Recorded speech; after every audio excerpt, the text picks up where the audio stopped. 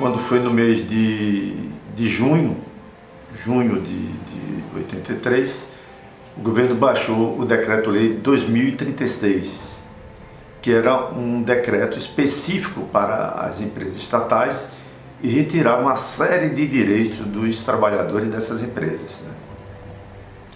Então, nós começamos a nos organizar.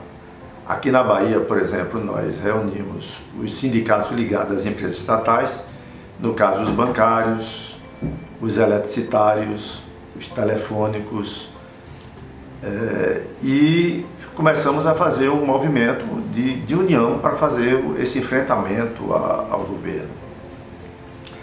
E em nível nacional a mesma coisa, nós procuramos nos reunir com as empresas das áreas estatais para fazer esse enfrentamento. Como era em plena ditadura militar, havia muita dificuldade, né, de reunir todas essas categorias. E no dia 29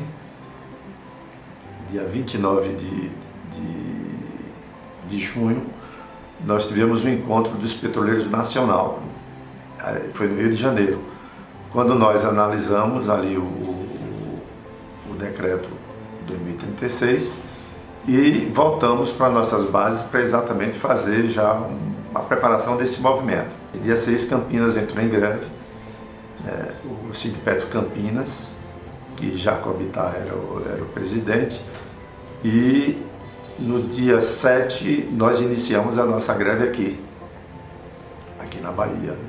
A greve seria das estatais, aí incluso o Banco do Brasil e outras empresas, e principalmente dentro da Petrobras. Seriam todas as refinarias, todos os órgãos da Petrobras.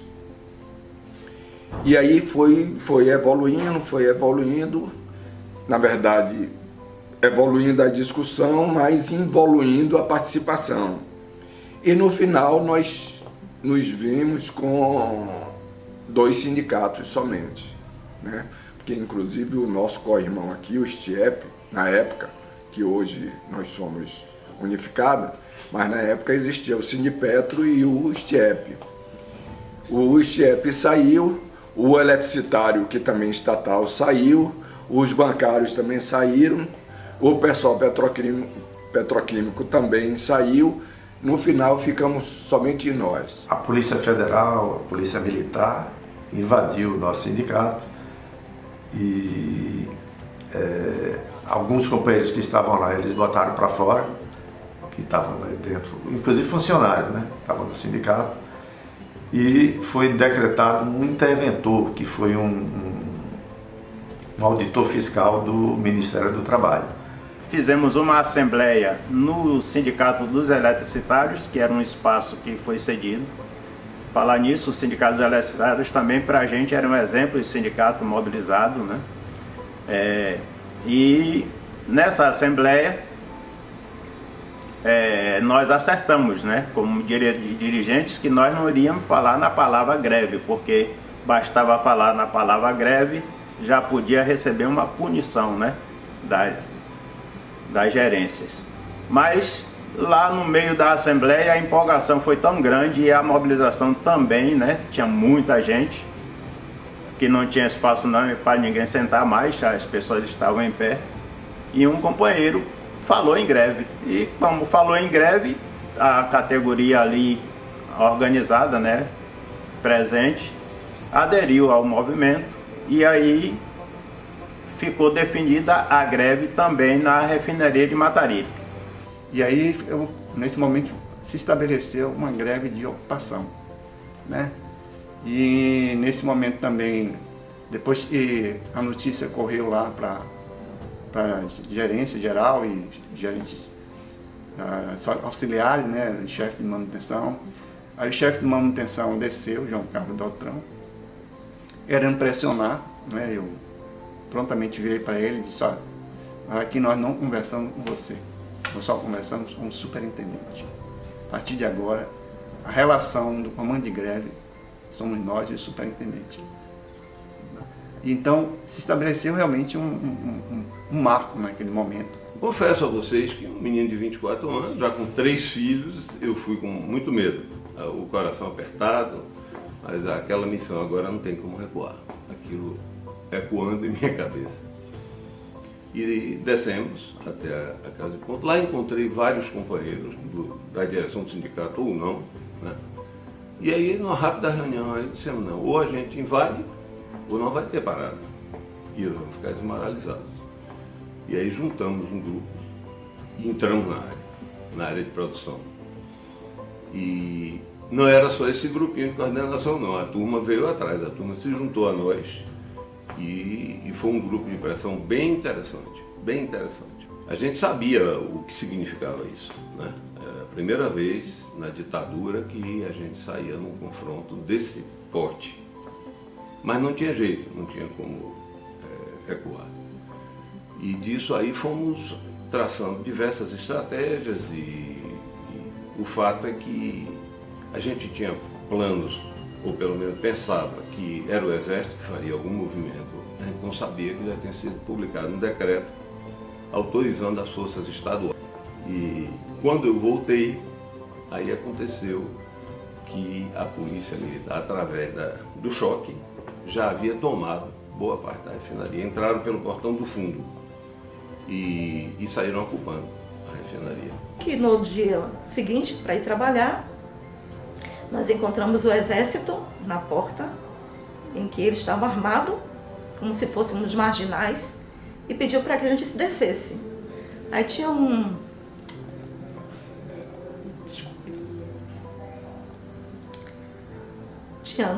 grupo. E o que veio pós isso é o peso da repressão. Não vou citar o nome dele, mas tinha um coronel aqui na Bahia que era o responsável pela divisão de informação. Nós estamos na Bahia de 79, 80, nos primeiros 5 anos dos anos 80, com uma pujança industrial muito grande. O polo petroquímico, ele partia 2, 3 plantas por ano. O centro industrial de Aratu continuava a todo vapor. Então nós temos uma oferta de emprego aqui, mas o poder, mas a questão da censura ao trabalhador estava também bastante ativa. E este coronel que trabalhava na divisão de informação da Petrobras era também responsável pela divisão de informação no polo, do Centro Subaé e Feira de Santana, do Centro Industrial de Aratu. E nesse período que vai de julho de 83 a julho de 85, todos nós, e eu entre eles, fizemos diversos testes nas empresas do polo. Passava, mas não era chamado. Consegui furar 2 vezes. Uma no Centro Industrial de Aratu, não, em Feira de Santana, no Subaé com a Química Geral do Nordeste. 45 dias. E o mais assintoso de todos, eu trabalhei em uma empresa, ou pensei que trabalhei em uma empresa do polo chamada DETEM, Detergente do Nordeste. A refinaria Lando Frade inaugurou uma unidade só para fornecer matéria para DETEM, que era o normal parafina, para fazer o chamado detergente, o material de limpeza biodegradável. E eu fui para DETEM, quando o cara fez entrevista comigo, ele disse, peraí, bicho, eu trabalho com isso lá. Fui empregado, levei um tempo, era para levar 1 mês pelo dia, para depois ver se ia para o turno. Com 15 dias eu já estava tirando turno. E o assintoso é isso, eu fui um dia trabalhar de 4 da tarde até meia-noite, que popularmente nós chamamos de 4 à meia-noite, e o vigilante disse, ó, o homem disse que se for preciso puxa a arma para você. Mas você é um cara legal. Eu digo, cadê meu cartão de ponto? Eu disse que é para levar você lá na administração. Quando eu chego no RH da empresa, RH, afastado da área de produção, ele me recebeu assim, eu não vou lhe contar nada, você já sabe.